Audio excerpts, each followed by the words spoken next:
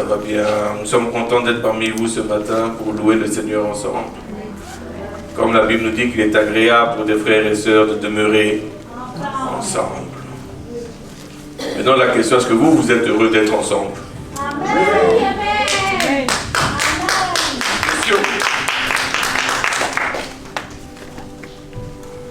Alors on va poursuivre notre marche en eau profonde, n'est-ce pas? Oui. L'eau est déjà rendue où pour vous? Depuis le début de l'année. L'eau est ici. Elle n'est pas encore ici. Il faut avancer plus vite, ma soeur. Après, ça va plus vite. Hein? Ouais, mais il faut commencer. Parce que ici, ce n'est pas suffisant.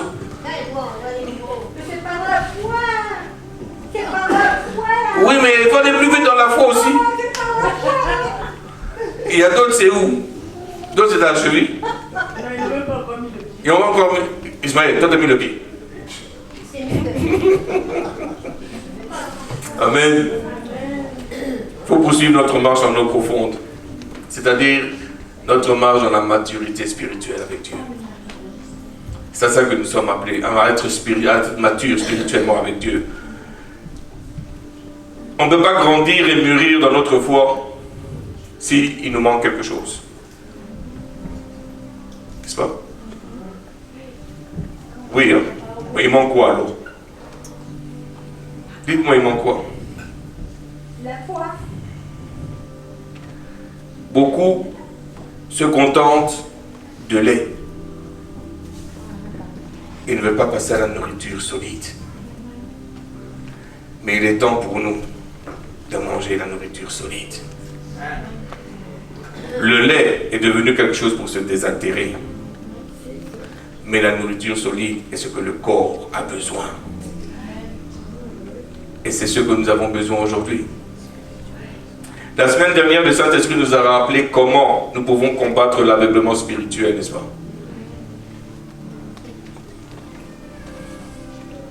Pourquoi? Pour qu'on puisse être des fils et des filles matures dans le discernement. Pour qu'on puisse discerner les bonnes choses. Les choses de Dieu. Qu'on puisse discerner ce que Dieu est en train de faire sur la terre. Un des principes célestes dans lequel nous devons vraiment avancer, c'est lequel? C'est celui de l'obéissance. Qui peut lever la main aujourd'hui et dire moi j'obéis tout le temps?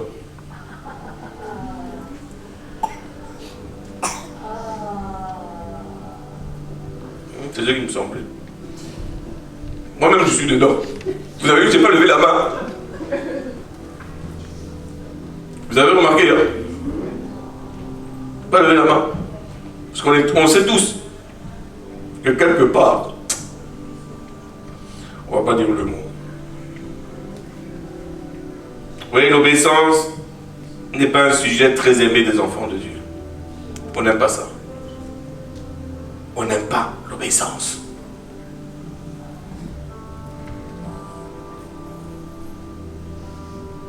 Mais si on veut grandir dans notre et communier avec Dieu, on a besoin de l'obéissance. On a besoin d'obéir à Dieu. Si tu veux grandir dans ta relation avec Dieu, tu dois l'obéir. Tu n'as pas le choix. Que ça te plaise ou pas, tu n'as pas le choix, il faut l'obéir.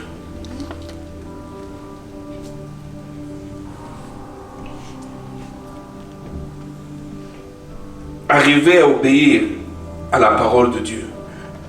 Un exemple simple, très simple. Tu mentiras point. N'est-ce pas? Tu arrives en retard au travail.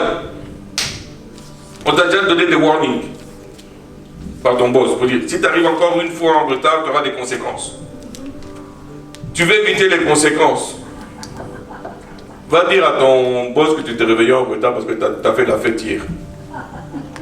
Qu'est-ce que tu vas dire? Il y avait un embouteillage, le bus est arrivé en retard. Tu as plein d'excuses, sauf la vérité. Est-ce que ça, c'est obéir à la parole de Dieu? Oui. Vous dites, mais tout le monde le fait, pasteur. C'est pas pour moi. Mais toi, tu n'es pas tout le monde.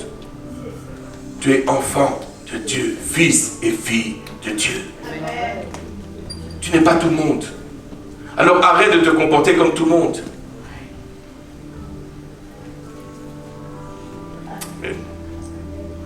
Oui, la base, l'obéissance, pardon, est à la base de toute relation avec Dieu. Dieu est vrai. Et il s'attend à ce qu'on lui obéisse. Il est roi. Aucun roi ne veut des sujets qui sont rebelles. Aucun. Aucun. S'il est roi de ta vie, tu dois l'obéir. C'est simple. Toutefois, comme vous l'avez constaté, et je suis sûr que vous l'avez bien constaté, on aime beaucoup l'obéissance. Et parler de l'obéissance, n'est-ce pas? Donc avoir vos têtes, c'est comme, qu'est-ce que tu racontes? On n'aime pas l'obéissance. On n'aime pas obéir. On pense qu'on connaît mieux, on sait mieux que l'autre.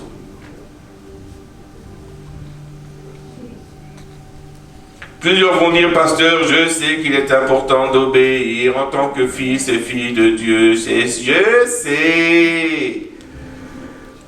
Oh là là, c'est encore une autre prédication sur ça. Oh, on a déjà entendu encore et encore. Oh là là, là là.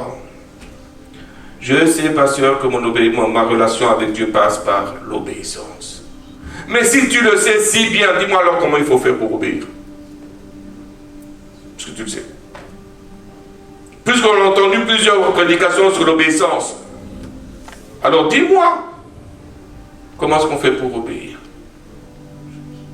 Pourquoi alors tu n'obéis pas à la parole de Dieu, puisque tu sais comment obéir? N'est-ce pas?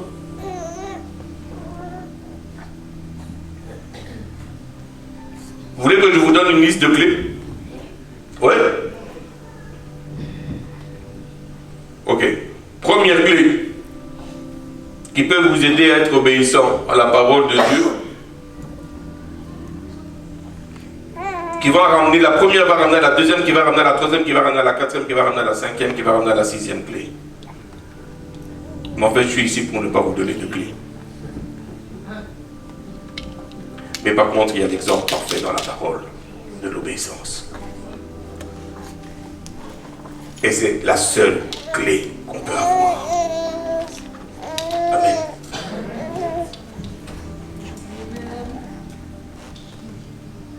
La recette de la Bible pour l'obéissance. Écoutez bien. S'il vous plaît, écoutez très bien ce que je veux dire. C'est d'aller à l'école de la souffrance.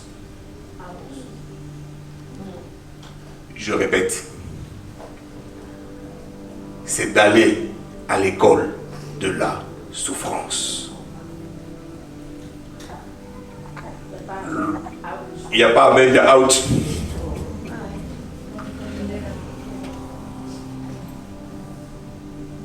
Vous voulez que je répète? Aller à l'école de la souffrance. Le titre de mon message est apprendre l'obéissance dans la souffrance. Et pour ça, j'aimerais que nous puissions tourner dans nos Bibles dans Hébreux 5, 7 à 8. C'est lui qui, dans les jours de sa chair, ayant présenté avec de grands cris et avec larmes, des prières et des supplications à celui qui pouvait le sauver de la mort, et ayant été exaucé à cause de sa piété, a appris, bien qu'il fût fils, l'obéissance par les choses qu'il a souffertes. Vous voyez, l'auteur aux Hébreux nous dit que Christ, lorsqu'il était sur la terre dans son humanité, à Gethsémani, il est rentré dans une prière fervente. Il a crié, il a pleuré pour que le Père vienne à son secours. Mais dans tout ça, il s'est engagé à faire la volonté parfaite du Père. Jésus n'a jamais renié ou repoussé la coupe de la souffrance. Jamais. Il a accepté cette souffrance-là. Il a bu la coupe de la souffrance. Oui, Jésus savait qu'il allait porter le fardeau du jugement contre le péché. Il a expérimenté la peine et la douleur intense que ce poids avait mis sur lui. La parole nous dit qu'il était même défiguré. Tellement que le péché, les malédictions, le mal était sur lui. Allons dans Isaïe 52, 14. De même qu'il a été pour plusieurs un sujet d'effroi, tant son visage était défiguré, tant son aspect différait de celui des fils de l'homme. Il savait tout ça. Il savait que ça allait arriver. Et quand l'armée romaine est arrivée, et Jésus a demandé qui cherchez-vous, qui dit Jésus de Nazareth, ils n'ont pas reconnu tellement qu'il avait été transfiguré, tellement qu'il avait été changé, déformé, son visage était déformé. Celui qui, pendant la journée, est rentré dans Jérusalem, la nuit, ne savait pas le reconnaître. À cause de la souffrance. À cause de la peine. Il a porté, il a bu la coupe de la souffrance. Il a appris à obéir au Père dans la souffrance. Il est resté fidèle au Père. La douleur lui a arraché les cris. Pendant que se déversait sur lui la fureur de la colère divine. On ne peut même pas imaginer la fureur de la colère divine. Personne ne peut expliquer ça. Tellement c'est puissant, c'est grand. Mais c'est tombé sur lui.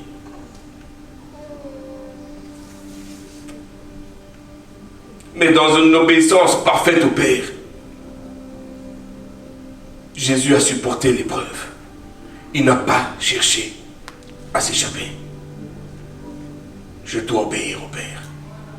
Je dois obéir à mon Dieu. Il est Jéhovah. Shalom. Dedans, je dois trouver la paix. Il est avec moi dans l'épreuve, dans la souffrance dans laquelle je passe. Je sais qu'il est là. Je sais qu'il est là. Allons dans Isaïe 53, 7. Il a été maltraité, opprimé, et il n'a point ouvert la bouche. Semblable à un agneau qu'on mène à la boucherie, à une brebis muette devant ceux qui l'attendent, il n'a point ouvert la bouche. Il aurait pu appeler Mike, descends avec ton armée d'anges et détruis tous ces gens. Il aurait pu le faire. Père, je n'ai pas besoin d'aller jusque-là. Une goutte de mon sang suffit pour purifier. Mais il a dit non. Souvenez-vous ce qu'il a dit à Pierre. C'est pour cette heure que je suis venu. Parce que je dois obéir à mon Père jusqu'à la fin. Afin que ce qui est écrit dans la parole à mon sujet s'accomplisse entièrement. Vous voyez Jésus, lui qui n'a commis aucun péché, il n'a été coupable de rien du tout. Il a toujours été parfait. Et il a été parfait en tout ce qu'il disait, faisait, pensait. Pas seulement disait, mais pensait aussi. Il a été parfait sur tous les points de vue. Pourtant, il a reçu le châtiment qui nous était destiné. C'est lui qui l'a reçu. Chaque coup de fouet qu'il recevait, il pensait à nous. Ah! John est libéré maintenant. Ah! Eusèbe vient d'être libéré. Et il reçoit encore un coup.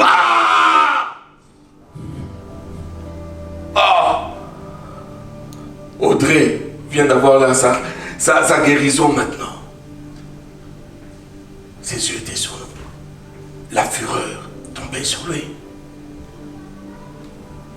Mais il a obéi et est allé jusqu'au bout.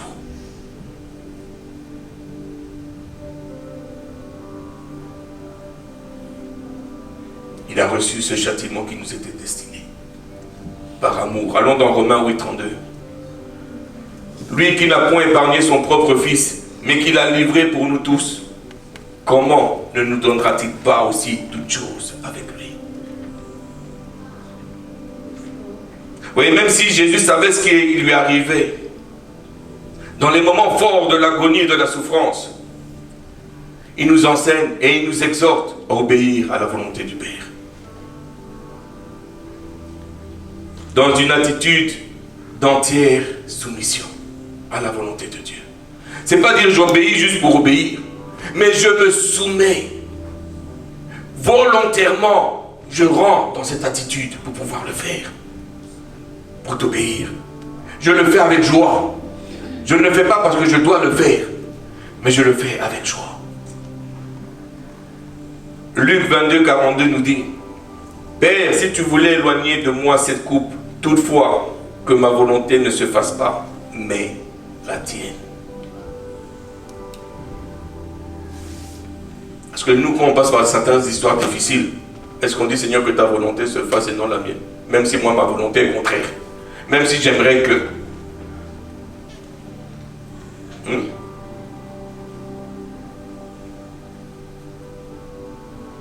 Vous voyez, les souffrances de Christ lui ont permis d'apprendre la leçon la plus importante qui soit, l'obéissance. Christ a obéi. Il a appris l'obéissance jusqu'à la mort de la croix.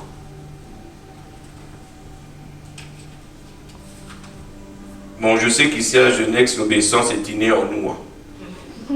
Amen. On aime, c'est déjà là. Donc on nous a créé l'obéissance, c'était venu aussi en même temps. Donc, je parle à ceux qui ne sont pas de Genex au cas où. En fait, on doit comprendre que l'obéissance doit être apprise. Que ça plaise ou pas, on doit apprendre l'obéissance. Demandez à un enfant, les parents doivent apprendre l'obéissance à l'enfant. Ils doivent, parce que ce n'est pas inné. À plus forte raison dans le spirituel, on doit apprendre l'obéissance. Et très souvent, c'est à travers l'école de la souffrance que le Seigneur nous apprend la discipline de l'obéissance. Je me rappelle, je prends ta voiture parce que tu n'as pas bien fait tes devoirs, tu n'as pas bien travaillé, je prends ta voiture. Tu vas obéir, va faire tes devoirs. Parce que je ne voulais pas obéir. Mais c'était dur pour moi qu'on prenne, l'autorité prenne ma voiture et la mette là. Je la voyais mais je ne pouvais pas jouer avec. Jusqu'à ce que je fasse mes devoirs, mais bien. Pas juste les faire, mais il fallait bien les faire. Et après ça, on me redonnait ce que j'avais besoin et plus encore. J'ai dû apprendre l'obéissance. Chacun d'entre nous a dû apprendre l'obéissance. Avec le Père, c'est la même chose, on apprend l'obéissance. Je ne serais pas ici si je n'avais pas appris à obéir. Et je continue encore d'obéir. Je suis dans ce processus d'obéissance. Parce que chaque jour, on apprend à obéir.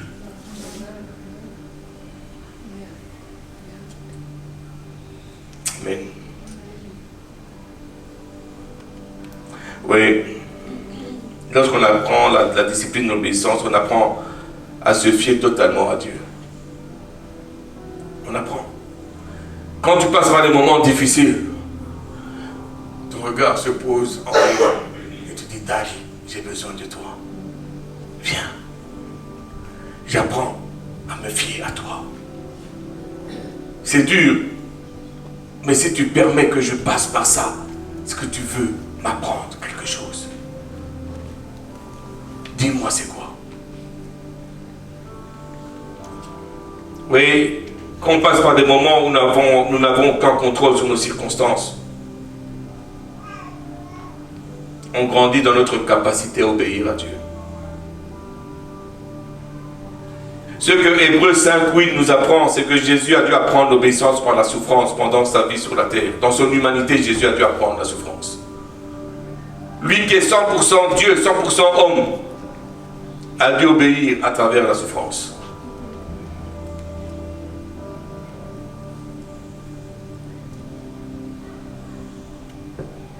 Est-ce que nous, on va être exemptés de ça?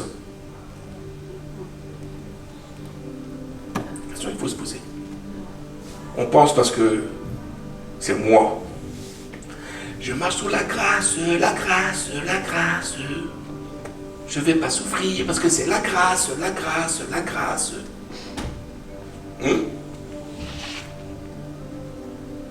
Pense que lui qui n'a pas empêché son fils de passer par ça, pensez que nous, il ne va pas nous mettre de côté. Pensez que nous, il va dire, ok, pauvre Carole, maintenant, Carole, elle ne va pas passer. Amen, c'est ma décision. Il aime tellement Carole qu'il dit, je ne peux pas te laisser comme tu es. Mais pour que tu puisses comprendre et saisir ce que je veux faire en toi, il faut que tu passes par là. Afin que tu m'appelles. Et parce que tu m'as appelé, je veux me glorifier à travers toi. Amen. Mais pour ça, il faut que tu souffres un peu. Juste un peu. Afin que tu sois disposé à me recevoir. Vous voyez, nos tribulations sont des laboratoires que notre Père Céleste utilise pour nous inculquer l'obéissance. Merci beaucoup, ma soeur, tu as saisi. Je dis, ta souffrance là, c'est un laboratoire pour que tu puisses obéir. Plus toi tu traînes à obéir, plus tu vas souffrir. So be smart. Ou, comme mon nom dit, des 100 watts. Saisis. Tu veux sortir de ta souffrance? Obéis. Tu veux rester dans ta souffrance? Désobéis. Et on aura beau, parce que j'ai besoin de prier. Oh là, c'était que déchet. Parce que j'ai besoin de prier. C'était que. Toute une vie. La même chose que les gens restent toujours à l'intérieur. Parce qu'il y a quelque chose qu'ils n'ont pas fait. Ils n'ont pas obéi à ce qui leur avait été demandé. On a tendance à obéir à ce que ne nous dérange pas. Mais ce qui est là, que tu chéris, là, dans ton cœur, comme toi-même tu connais. N'est-ce pas mon frère? Toi-même tu connais ce que tu chéris là. Dieu dit donne-le-moi. Dieu te dit Il dit ouais, ok. Et puis ça va te ramener dans des problèmes. Qui vont te ramener dans des problèmes. Qui vont te ramener dans des problèmes.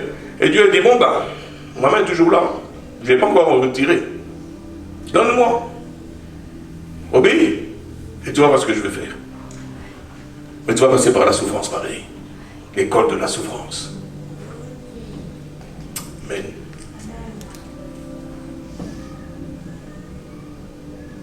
Vous voyez, aucune prière, aussi fervente soit-elle, va nous épargner d'apprendre l'obéissance à l'école de la souffrance. On doit tous passer par là. Je n'entends pas de l'amen aujourd'hui.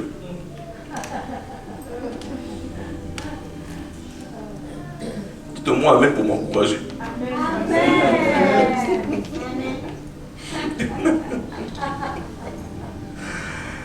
Ah, Jesus. Dieu permet que nous passions par la souffrance sous différentes formes. Vous savez pourquoi? Car elle atteint notre être le plus profond. Ça rentre à l'intérieur, c'est tellement profond. On ne sait plus quoi faire avec. Tant et aussi longtemps qu'on ne passe pas par la souffrance, on vient dans la présence de Dieu avec notre orgueil, avec notre connaissance, avec le moi je suis, moi je connais, c'est comme ça que je suis, c'est comme ça que j'ai toujours été, j'ai déjà appris ça, c'est pas nouveau pour moi. Mais dans la souffrance, tu as tout oublié, ton orgueil n'existe plus. Tu viens faible, nu devant Dieu, parce que tu n'as rien, plus rien, c'est fini. Et à ce moment-là, tu reconnais ton besoin du Sauveur. Et c'est à ce moment que le Sauveur vient. Et c'est pas comme l'homme pour dire, ah, tu as vu, il vient dans tout son amour et il cache la honte de ta nudité avec sa sainteté. Et te ramène à une dimension encore plus élevée dans sa présence. On l'a expérimenté une fois, deux fois, trois fois, mais la quatrième fois, on refuse encore de le faire. Parce qu'on est encore orgueilleux et fiers de ce que nous sommes. Mais nous ne sommes rien sans Christ. Notre valeur est en Christ et Christ seul.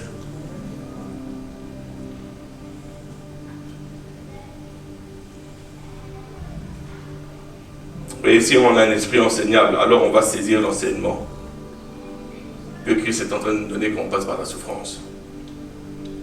Mais certains, malheureusement, préfèrent ne pas apprendre et rester des enfants. Car à leurs yeux, leur volonté est supérieure à la volonté de Dieu. Et voilà pourquoi est-ce qu'on veut obéir à Dieu. Un enfant va toujours, mais pourquoi, il n'y en a pas. Va faire son bacon. Plusieurs font leur bacon spirituellement. Mais le fils et la fille de Dieu va dire, je me soumets. Je veux obéir. Tu me fais sortir de ma zone de confort, je n'aime pas trop ça, mais pour toi, Seigneur, je vais le faire. Amen. Parce que tu me le demandes et que je t'aime, je vais le faire.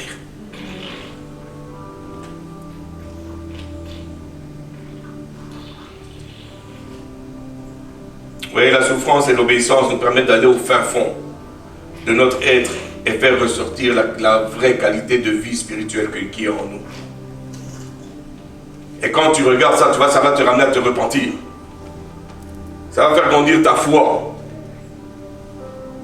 Et tu seras une personne de prière. Parce que ce que tu vas voir et ce qui t'est demandé, c'est ta honte. Et beaucoup n'aiment pas cette position-là. Beaucoup n'aiment pas prêcher ce genre de message. Parce que ça dérange. Mais c'est ce genre de message qui ramène la délivrance. Parce que Dieu veut qu'on soit obéissant. Désolé. Je ne sais pas qui m'appelle, mais bon. Alléluia.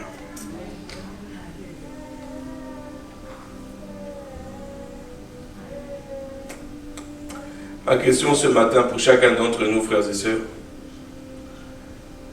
Qu'apprenons-nous à l'école de la souffrance? L'obéissance ou la rébellion? Parce qu'il y a deux choses qu'on apprend. Tu as l'esprit enseignable, tu vas apprendre l'obéissance. Tu as l'esprit non enseignable, tu vas apprendre la rébellion. Qu'est-ce que tu vas apprendre? Oui, dans cette école, la plupart d'entre nous passons notre temps à murmurer et à condamner Dieu de nous avoir envoyé des malheurs, plutôt que d'apprendre à nous soumettre à la volonté parfaite de notre Père. Combien de fois on ne vient pas avec les pourquoi? Combien de fois on ne vient pas avec les comment? Combien de fois on ne vient pas avec tu dois m'expliquer ceci, Seigneur? Tu dois m'expliquer cela, Seigneur? Combien de fois on ne vient pas avec ça? Combien de fois on ne murmure pas à l'intérieur de nous? On n'ose pas le dire aux frères et aux sœurs parce qu'on sait que ce n'est pas correct. Mais on le pense quand même. Combien de fois on n'a pas pointé Dieu du doigt pour dire c'est ta faute?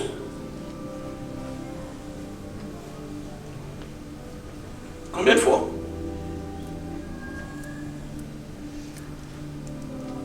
Combien de fois? Pourquoi est-ce que je passe par là? Si tu le savais. Tu le savais, non? Alors pourquoi tu as permis que je passe par là? C'est pointer Dieu du doigt. On a tous fait ça. Tous. À un moment donné.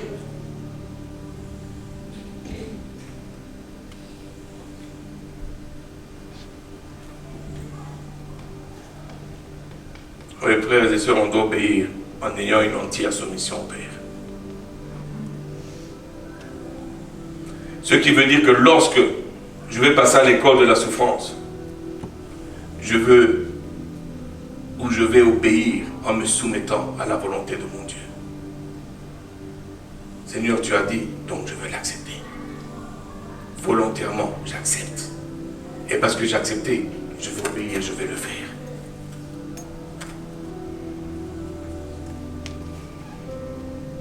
Vous voyez, le Père, il veut conduire ses enfants dans un endroit de paix, d'amour, de joie et de bonheur. Il dit, mais passe par un petit moment de souffrance et tu vas goûter à mon amour, ma paix, ma joie, mon bonheur que tu n'as jamais expérimenté. Mais pour ça, obéis-moi. Parce que le chemin que j'illumine devant toi est un chemin pour te ramener dans ma présence.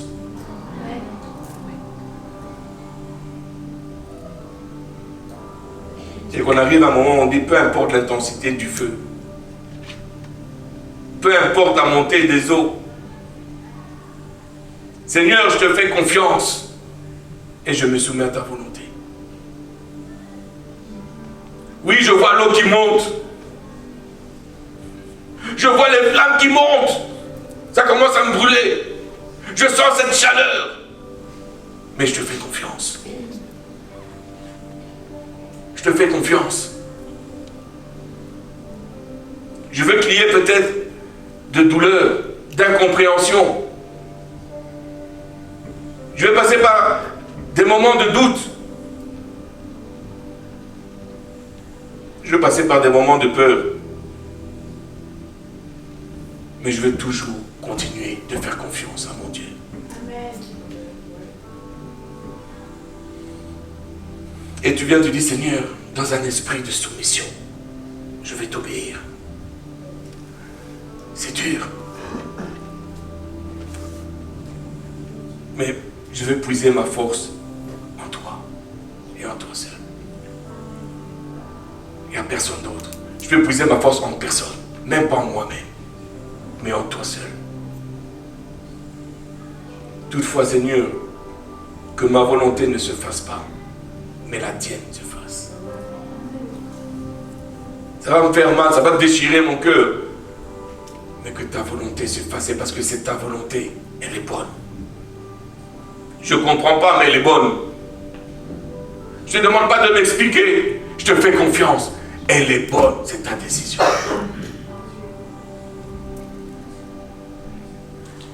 À l'école de la souffrance, certains pensent que parce qu'ils sont nés de nouveau, c'est injuste pour eux d'être exposés à la souffrance. C'est pas? Quel joli mensonge qui est bien enrobé. Parce que moi je suis né de nouveau, c'est pas mon héritage. Hein? T'es sûr? Frère, ma soeur, c'est pas parce que tu es chrétien né de nouveau que tu ne dois pas passer par la souffrance. C'est faux. Tu vas passer par les épreuves et apprendre l'obéissance. Notre Seigneur a connu la souffrance, n'est-ce pas? Et a appris l'obéissance dans son humanité. Pourtant, il était le Fils unique du Père. Il a dû passer par là. Vous voyez, Jésus, le Fils unique, la pureté et la fidélité étaient absolues. Mais pourtant, il a dû passer par là. Alors écoutez ce que je veux dire. Je vais prendre le temps de bien le lire pour ne pas déformer ce que je veux dire. La souffrance ne dénature pas notre position de fils et de fille de Dieu. Amen. Tant et aussi longtemps que nous restons dans l'obéissance. Amen. Je répète, hein. La souffrance ne dénature pas notre position de fils et de fille de Dieu si nous restons dans l'obéissance. L'exemple le plus parfait qu'on peut trouver et qu'on peut donner, j'aimerais qu'on puisse regarder la vie de notre Seigneur Jésus-Christ. Et je vais aller avec vous point par point. Je n'ai pas tout parce qu'il y a plusieurs exemples, mais j'ai pris quelques exemples pour pouvoir bien expliquer. Jésus est resté le Fils de Dieu, même s'il est né dans une pauvreté extrême où aucun d'entre nous pourront mettre nos enfants à l'intérieur. Allons dans Luc 2,12. Et voici à quel signe vous le reconnaîtrez, vous trouverez un enfant emmailloté et couché dans une crèche. Qui va mettre son enfant dans une crèche? Dans une étable? Qui va le faire? Mais ça n'a pas envie qu'il reste le Fils de Dieu. Il a vécu dans la pauvreté sans avoir un toit où poser la tête. Mais cela n'a pas dénaturé sa position de Fils de Dieu. Allons dans Luc 9, 58. Jésus lui répondit, les renards ont des tanières et les oiseaux du ciel ont des nids, mais le Fils de l'homme n'a point un lieu où il puisse reposer sa tête. Aucune possession. Mais ça n'a pas enlevé qu'il est resté le Fils de Dieu. Il est resté le Fils de Dieu même dans la tentation. Allons dans Matthieu 4, 3. Le tentateur s'étant approché lui dit, si tu es le Fils de Dieu, ordonne que ces pierres deviennent des pains. Sa position de fils n'a pas bougé. Même dans la tentation, il est resté le Fils de Dieu. Oui, trop souvent on veut que notre position, on pense que notre position a bougé parce qu'on passe par la souffrance, parce qu'on passe par la tentation. Non, on reste fils et filles de Dieu. Même dans la médisance et la haine que les autres avaient envers lui, il est resté fils de Dieu. Allons dans Jean 10, 36. Celui que le Père a sanctifié et envoyé dans le monde, vous lui dites tu blasphèmes. Et cela parce que j'ai dit, je suis le Fils de Dieu. Quand il s'est retrouvé seul dans sa grande peine et sa crainte intense, jusqu'à transpirer des gouttes de sang, il est resté Fils de Dieu. Allons dans Matthieu 26, 39. Puis, ayant fait quelques pas en avant, il se jeta sur sa face et pria ainsi, mon Père, s'il est possible que cette coupe s'éloigne de moi. Toutefois, non pas ce que je veux, mais ce que tu veux. Même quand tout le monde l'a abandonné, il est resté dans son identité de Fils de Dieu. Jean 16, 32. Voici l'heure vient, elle est déjà venue, où vous serez dispersés, chacun de son côté, et où vous me laisserez seul. Mais je ne suis pas seul, car le Père est avec moi. Quand Dieu l'a abandonné, il est resté le Fils de Dieu. Allons dans Luc 23, 46. Jésus s'écria d'une voix forte, Père, je remets mon esprit entre tes mains. Et en disant ces paroles, il expira. Allons dans Matthieu 27, 46. Mon Dieu, pourquoi m'as-tu abandonné? Mais il est resté le Fils de Dieu. C'est en tant que Fils de Dieu que Jésus est entré seul dans le passage de la mort. Marc 15, 39. Le centenier qui était en face de Jésus, voyant ce qu'il avait expiré de la sorte, dit, assurément, cet homme était Fils de Dieu. Dans le triomphe de la résurrection, que Jésus, le Fils de Dieu, a montré qu'il avait l'approbation du Père. Allons dans Jean 20, 17. Jésus lui dit, ne me touche pas, car je ne suis pas encore monté vers mon Père. Mais va trouver mes frères et dis-leur que je monte vers mon Père et votre Père, vers mon Dieu et votre Dieu. Dans toutes ces souffrances, il est resté le Fils de Dieu. Peu importe la souffrance par laquelle tu passes, tu restes fils et fille de Dieu. Est-ce que tu peux prendre l'autorité qui vient avec? Est-ce que tu peux te revêtir de cette identité que Dieu te donne? Ou bien tu vas laisser ce que les gens disent que tu es comme ton identité? Ce que toi tu penses que tu es, qui devient ton identité. Est-ce que tu sais que là où tu passes, les souffrances que tu vis maintenant, tu es fils et fille de Dieu? Et te dit, fais-moi confiance. Jésus a fait confiance au Père. Et aujourd'hui, son nom est au-dessus de tout nom. Son nom est glorifié, exalté, magnifié. C'est le seul, quand il est rentré, les sages dans les cieux se sont agenouillés pour accueillir l'agneau immolé. Amen. Personne d'autre. Aujourd'hui, Jésus est devenu le trésor des cieux. Aujourd'hui, il n'y a aucune justice qui peut être acceptée dans les cieux sans que Jésus l'approuve. Ce n'est que par le sang de l'agneau. Aujourd'hui, on est tous sanctifiés, purifiés par le sang de l'agneau. Mais il est passé à l'école de la souffrance. Et il a obéi au Père jusqu'à la mort de la croix. Alors, quand tu passes par la souffrance, dis-toi que c'est le laboratoire que Dieu est en train de faire pour t'amener à l'obéissance. Amen.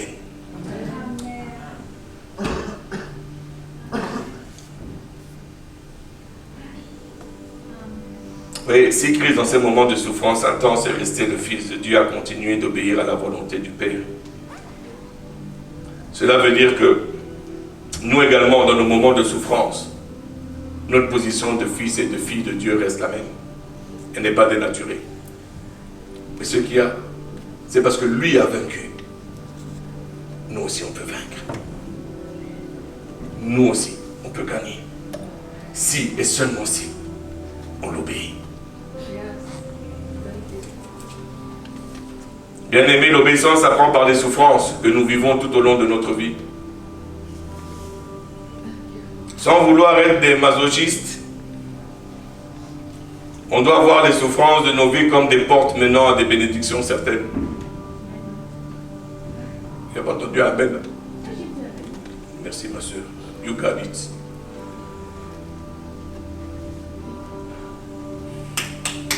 Vous aimez prier, non? Seigneur, que ta grâce me localise. On aime ces gens de prier. Seigneur, je prie que ta grâce me localise. Mais plus elle te localise, plus ça va venir de la souffrance.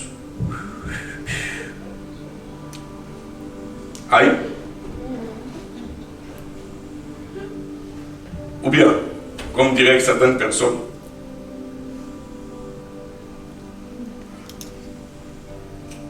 sache que quand tu fais ce genre de prière, tu es le meilleur candidat à la souffrance. D'abord, premièrement, la grâce de Dieu ne t'a jamais perdu. On n'a pas besoin de te localiser. Théologiquement, ce n'est pas correct. Je veux juste clarifier ça. Mais si jamais tu fais ce genre de prière pareil, sache qu'elle t'a déjà localisé. Tu dis, bon maintenant, je suis prêt à t'obéir, Seigneur. Parce que la grâce, c'est ça. La grâce, c'est de donner la force de pouvoir obéir au Seigneur. La puissance de pouvoir obéir à la décision du Père. Et tu dois passer par l'école de la souffrance pour apprendre l'obéissance. Donc nous avons dit que tu es un bon candidat. Amen. Amen. Maintenant, la souffrance n'est pas forcément une mauvaise chose. J'aimerais être clair ici. Lorsque la souffrance est permise par Dieu, elle nous rend semblables à notre Seigneur. Christ nous invite à prendre notre croix, non? Prends ta croix et suis-moi. Quand vous regardez la croix de notre Seigneur, est-ce que c'est une partie de plaisir? Il te dit, John, prends ta croix, allons-y. Toi tu regardes, Seigneur, ta grâce me localise. Il te dit, justement, elle t'a tellement bien localisé que tu dois prendre ta croix et me suivre. Tu dis, c'est pas cette grâce que je parle. Tu veux la grâce de bénédiction seulement. Il dit, Ce que je veux, c'est l'obéissance. Amen.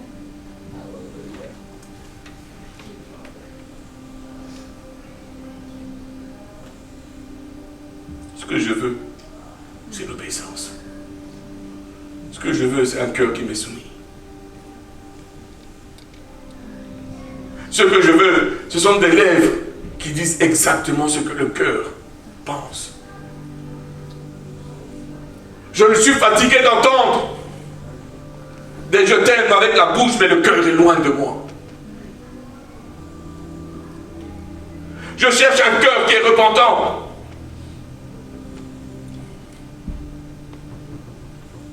Je cherche un cœur qui accepte que je le brise pour ma gloire. Je cherche un cœur qui veut m'obéir.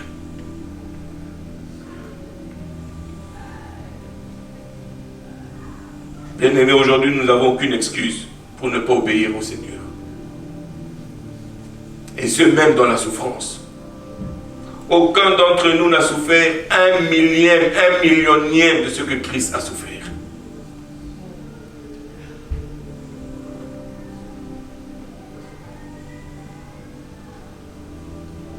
Et nous passons par des souffrances, des épreuves dans une position de plus que vainqueur. Parce que Christ a ouvert le passage pour nous.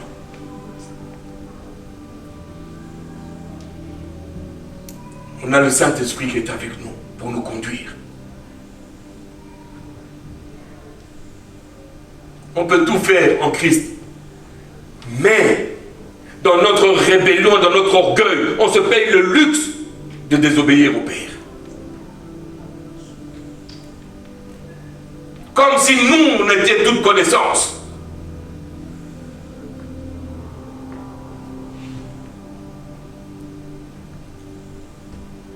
Il est temps de revenir à un cœur d'obéissance. Il est temps de revenir à un cœur d'enfant et de dire, Père, fais de moi un homme et une femme mature en toi. Fais de moi un fils et une fille digne de ton nom.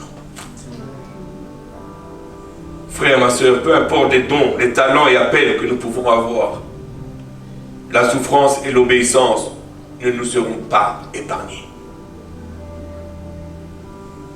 Peu importe notre degré de sainteté et de soumission au Seigneur, nous allons passer sans équivoque par l'école de la souffrance et de l'obéissance. Peu importe. Alors par la souffrance, notre espérance est mise à l'épreuve et on fait face à la question. Est-ce que Dieu est ma priorité? Est-ce que Dieu est ta priorité? Si oui, alors cela doit impliquer l'obéissance de notre part. Je peux appeler l'équipe de louange, s'il vous plaît. On arrive à la fin.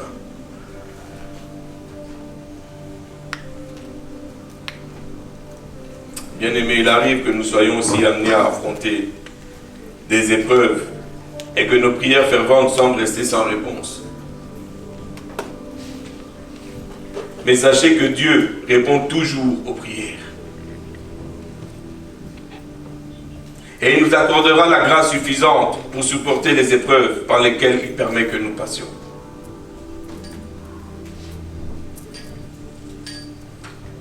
La souffrance n'est pas signe que Dieu t'a abandonné ou que tu n'es pas béni. C'est pas ça. Parce que nous tous passons par la souffrance si nous sommes enfants de Dieu. Le Seigneur Jésus est passé par cette école, ce qui veut dire que nous allons y passer également. Mais une chose que j'aimerais que vous puissiez savoir, c'est que nous avons déjà la victoire si nous restons attachés à Christ. Si nous lui obéissons, nous allons avoir la victoire. La souffrance n'altère en rien notre qualité de fils et de fille de Dieu. Et notre obéissance solidifie notre position de fils et de fille de Dieu.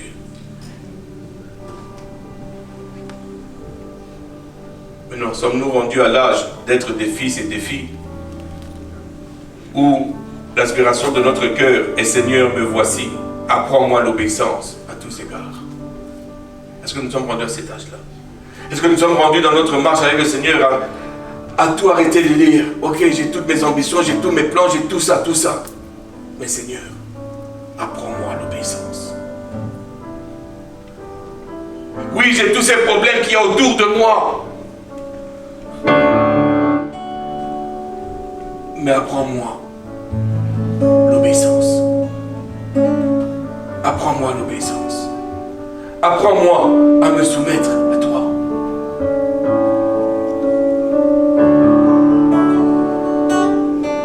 En tant qu'héritier du ciel, je consens librement à la discipline que tu me donnes et que tu me donneras. J'accepte dans une obéissance totale la souffrance, comme mon Seigneur l'a accepté. Car ta grâce me suffit et ton amour et ta sagesse me conduisent dans ta demeure. Est-ce qu'on va devenir, ou bien on va se contenter de rester des enfants? Est-ce qu'on est prêt à devenir des fils et des filles? Ou on veut rester enfant? C'est à nous de choisir. N'est-ce pas? Vous voyez, dans les derniers temps, le Seigneur cherche des fils et des filles qui vont l'obéir entièrement. Dans la souffrance comme dans l'abondance. Ils ne vont pas bouger d'un iota. Ils vont rester fidèles à Dieu. Il cherche des fils et des filles qu'il peut envoyer pour faire avancer son royaume. Feras-tu partie de ces personnes-là qui feront partie de ses fils et filles? Ou tu vas te contenter de ce que tu as toujours connu? C'est-à-dire être un enfant.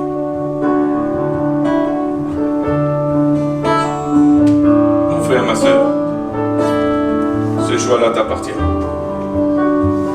C'est entre toi et Dieu. Il sonde le cœur, il sonde les reins. Si tu veux être un enfant, tu vas rester enfant. Si tu veux être un fils et une fille de Dieu, prépare-toi. Parce que même quand tu vas passer par la souffrance, il va te tenir par la main. Et tu ne vas pas passer seul. Tu vas passer avec lui. Et quand ça va te brûler un peu trop, il va te porter. Mais assurément, tu vas le faire dans la victoire. Et tu vas toujours triompher. Parce que Christ est avec toi. Je prie que tu fasses le bon choix. Parce qu'aucun d'entre nous ne peut choisir pour l'autre. C'est un choix personnel. Je vais demander à l'équipe de louange s'il peut nous ramener dans la première louange qu'on a faite ce matin. Ouvre les yeux de mon cœur. Amen. Si c'est correct avec vous, si c'est pas correct, ben vous allez faire pareil. Non, je blague. Ils vont obéir. On parle d'obéissance. Vous allez obéir dans la souffrance. Amen.